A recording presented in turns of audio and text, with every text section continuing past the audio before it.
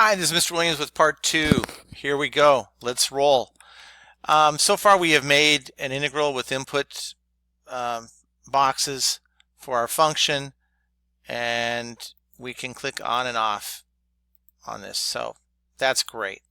What we're going to do now is we're going to now go to the second part. We want an underestimate. And so here's what we do. On our underestimate, we need a slider bar. And we see that we have the slider bar right here. I'm going to put it, maybe I'll put it down here. And I'm going to name my slider bar N because it'll be for the number of rectangles. And I believe I told you to make your minimum 1. We'll be working with integers. Our maximum will make 31 increments of 1. So there's a slider bar. We can see that we can change it. And then the second part asks us, letter B asks us to find an underestimate of the integral that shows rectangles that are an underestimate of the integral. So what I'm going to do, I'm going to make another text box. Let's just see where I'm going to click on this so I can go down here a little bit. I'm going to make another text box.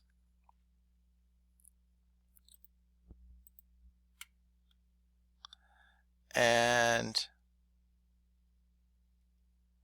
under this text box, I'm going to write underestimate.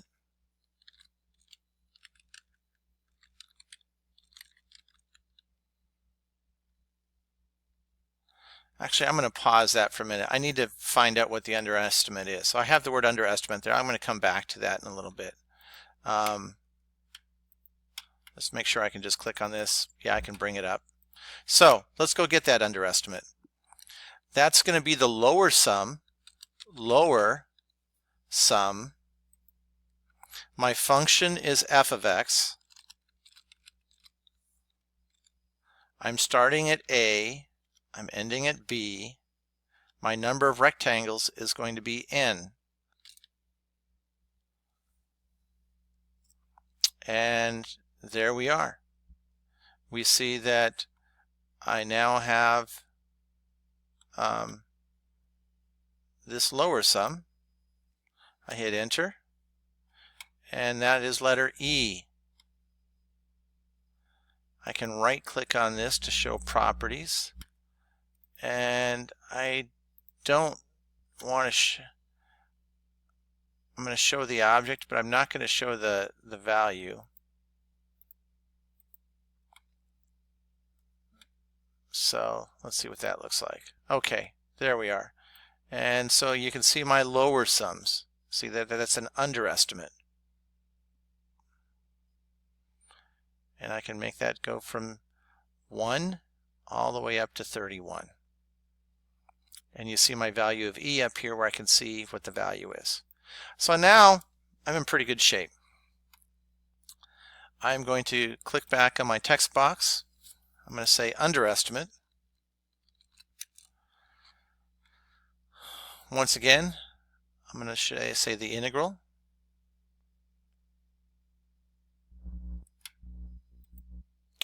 I'm going to go into this little code here. I'm going to delete the A. I'm going to click on my A over here. I'm going to delete the B, and you can see that it's showing me my preview here. I'm going to click on my B. I'm going to show f of x.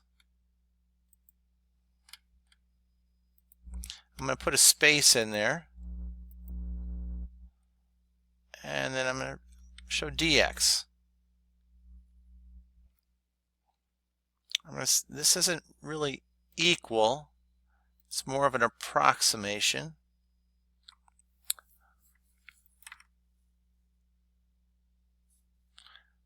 So I see there's approximately, and it's going to be, I think it was letter E, so I'm going to click on E. I click OK. There's my underestimate. I'm moving this around. Oh, I like it. This looks good. That's my underestimate. Let's put a checkbox on that. Let's just see how the spacing is. There's my other value. So I can put a checkbox in here. Checkbox is going to be underestimate.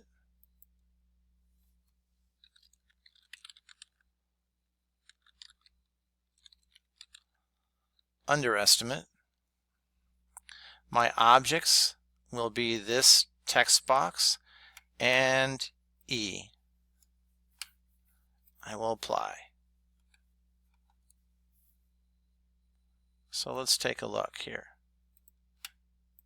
How's this working? I click off on that. Nice.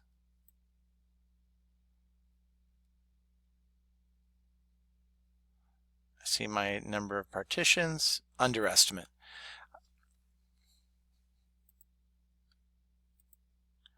And looks like I can move this up a little bit. I want to move it. I'm going to right click on it, object properties. It said it was fixed. I don't want it to be fixed. I'm going to just move it up here.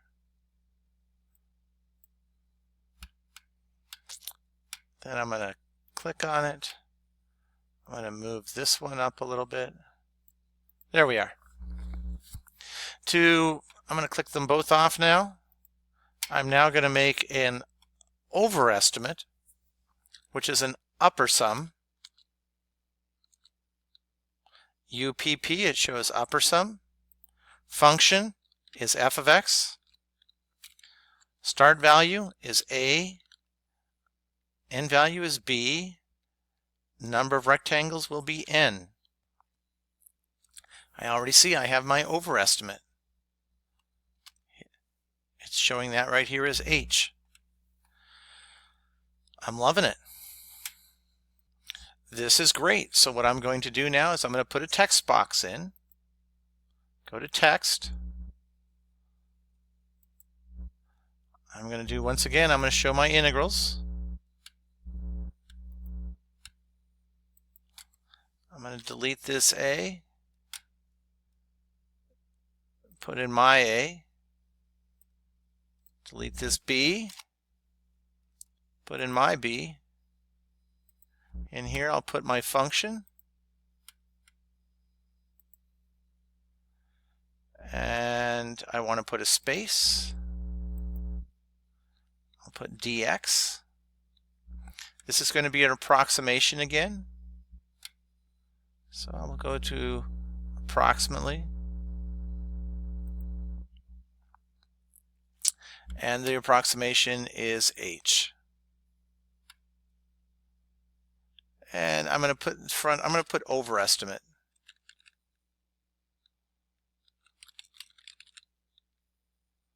And it automatically kind of puts a little space there. So I'm feeling pretty good with that.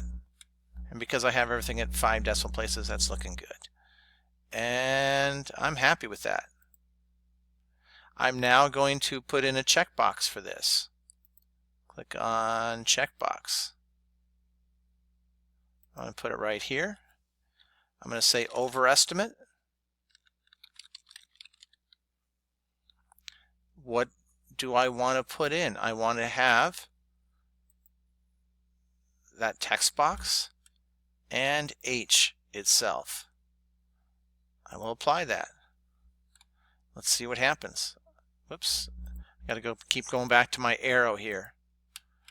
So if I click off, there, it goes away. I like it. Boom. And I can right click on this, object properties. I don't want it to fix the checkbox. I'm going to move this up a little bit. I'm going to move this one up a little bit.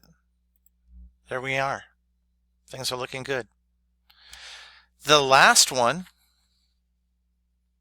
is it asks for a trapezoidal estimate of the integral. Trapezoid. So I'm going to come back here.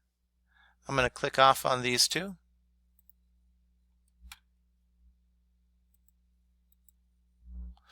And I'm going to click on trapezoid. I'm going to type TRAP says trapezoidal sum. My function is f of x. My start value is a. End value is b. Number of trapezoids will be n. And there I see, I've got my trapezoids. Looks good. I hit enter. That variable is j. So I'm going to put a text box.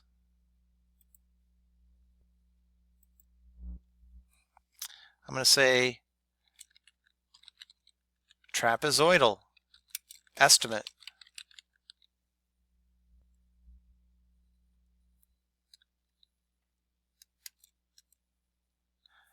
And let's put in a integral. Now, because I went to this LaTeX formula, it doesn't want, I need to insert a space between trapezoidal and estimate. Once again, I'm going to delete that a and put in my a. This allows it to change. I'm going to then put in my b. I'm going to erase their b.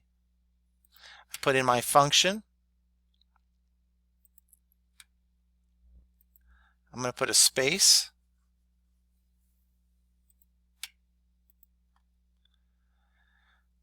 I'm going to put dx with respect to x. This is an approximation.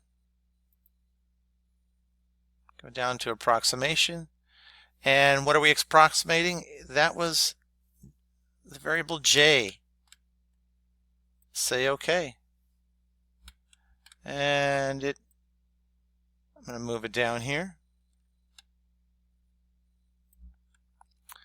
And I'm actually going to put in a checkbox now.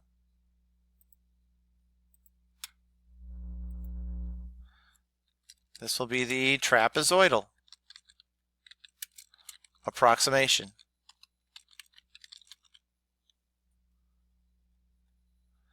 I will be checking on the text and also on letter J.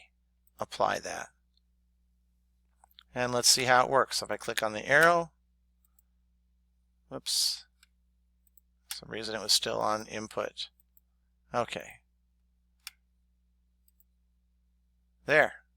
Nicely done. And here's the great thing. I can go back and click on all of these. The reason why I say this is to 5 decimal places just so it doesn't look like it's exact. Many times it's still rounding it to 5 decimal places. Here's my underestimate, my overestimate, my trapezoidal sum. You see how close that trapezoidal sum gets pretty quick. And then I can change this. You know, I'm at 31. You can see where your underestimate is, your overestimate is, and your trapezoidal sum. Nicely done. I can also move here, point A, and it's going to change my inputs. It's going to change all my integrals. It looks great.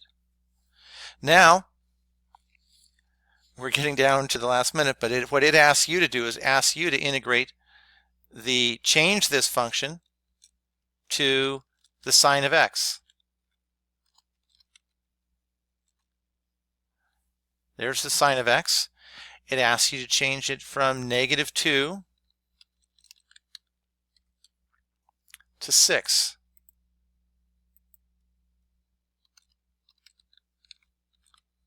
There we are. And it wanted to get approximations for, you're going to take the day of the month of your birthday. So mine is 24. So I'd go to that, but you're going to go to whatever you're at. And the beautiful thing here is you're going to get the value. And this should be, oh, I moved this over so I can see it. Good. And this is going to be changing all the way. And you're going to write those down and submit them to your file. And that's it. There's your project. Have a great day. Bye.